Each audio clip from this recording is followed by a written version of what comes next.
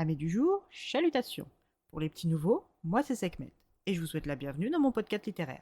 Dans mon émission, je vais tenter 3 fois par semaine de vous donner envie de découvrir des livres de tout poil, récents et moins récents. Alors, si ça vous tente, c'est par ici la suite. Aujourd'hui, je vais vous présenter Lettres d'amour de Kamakura de Ogawa Ito, publié aux éditions Piquet. Dans cette suite de la République du Bonheur, nous allons retourner à Tokyo et plus spécifiquement à Kamakura.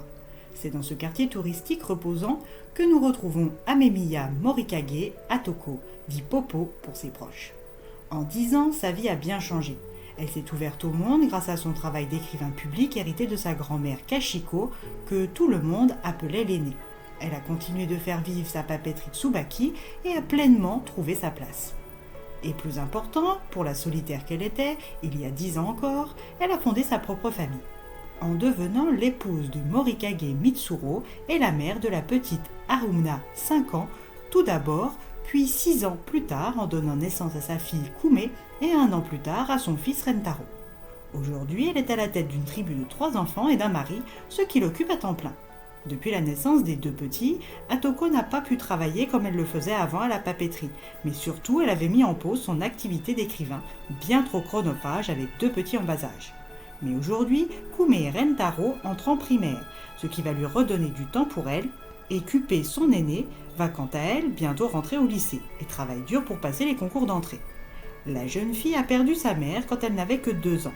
Miyuki, la première épouse de Mitsuro, s'est fait poignarder en protégeant sa fille dans un supermarché, ce que Kupe ignore.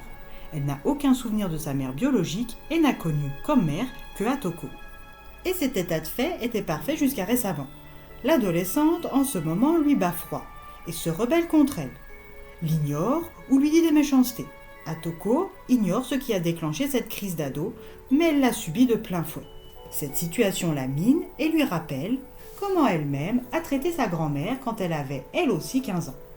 Atoko regrette beaucoup ses paroles dures et ses actes rebelles envers l'aînée et aujourd'hui, mieux qu'hier, elle comprend la peine qu'a dû supporter sa grand-mère. Mais pour l'heure, Atoko n'a pas le temps de s'appesantir sur ses liens distendus avec sa fille en rébellion, elle doit écrire une lettre à ses clients annonçant sa reprise en tant qu'écrivain public. Sa première cliente n'est autre que son amie d'enfance, Mei. Elle est comme elle devenue une épouse depuis quelques années et avec sa belle-mère, les relations sont au beau fixe. Seul petit bémol, lorsqu'elle lui offre des plats cuisinés, par 2 fois elle y a trouvé des cheveux, ce qui l'indispose beaucoup. Elle ignore comment, ni si, elle doit le lui signaler. Mais il a donc besoin des talents de diplomate et d'écrivain de son ami Popo. Atoko accepte sa mission malgré l'appréhension d'avoir perdu la main et surtout de gâcher une relation belle-mère-belle-fille naissante. Son deuxième visiteur post-réouverture n'est autre que le baron. Après lui avoir annoncé son trépas prochain à cause de son cancer, il est des années plus tard encore parmi eux pour le plus grand plaisir de sa jeune épouse Panty et de Atoko qui a appris à apprécier cet ours bougon au cœur d'or. Autour d'une tasse de thé, Popo apprend que le baron rencontre des turbulences avec Panty. Bien plus jeune que lui, elle déborde de vitalité, ce qui n'est plus son cas. Et sa nouvelle notoriété sur YouTube l'a mise sur le devant de la scène, engendrant des rumeurs de liaison. Toute cette situation lui mine le moral et Atoko ne peut qu'être une écoute pour lui, ce qui est déjà très bien. Atoko continue de subir les silences et la mauvaise humeur de Kupe, là où Kume, Rentaro et Mitsuro sont entourés de gentillesse et de rire. Elle ignore ce qui ne va pas, mais elle aimerait bien savoir. En attendant une réponse, elle applique le concept du mot Tokikuzuri, le temps vient à bout de tous les problèmes et elle patiente. Sa cliente, Madame Akane, va lui donner l'occasion de se focaliser sur autre chose, en lui confiant la rédaction de sa lettre d'adieu à sa fille. Atteinte d'un cancer incurable, elle ne sait pas si elle arrivera à tenir jusqu'au mariage de celle-ci. Ne voulant pas gâcher ce moment de bonheur, elle a besoin de la délicatesse d'Atoko. Quand le baron est venu la voir à la papeterie, il lui avait demandé de faire bon accueil à son cousin, issu de Germain, en provenance du Kansai.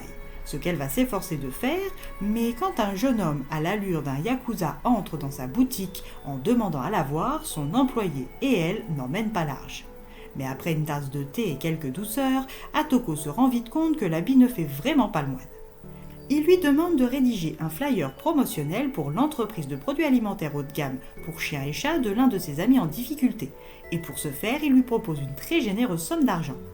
Atoko lui demande à réfléchir, ne sachant pas si elle en est capable et si elle peut accepter une telle somme. Pendant qu'elle y réfléchit, elle reçoit une lettre d'un certain monsieur Mimura Toma, céramiste, lui annonçant qu'il a en sa possession des lettres d'amour passionnées que sa grand-mère Amemiya Kashiko a envoyées à son oncle Miyuma Ryuzo. De passage à Tokyo, il aimerait les lui remettre et discuter avec elle. Atoko est chamboulée par la nouvelle. L'aînée a eu une aventure avec un homme marié quand elle était plus jeune.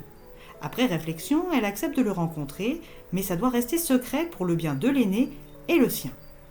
Où cette rencontre va-t-elle mener Atoko ? Sa relation avec Kuppei va-t-elle s'apaiser ? Sa plume sera-t-elle toujours à la hauteur des attentes de ses clients ? À vous de le lire pour le savoir.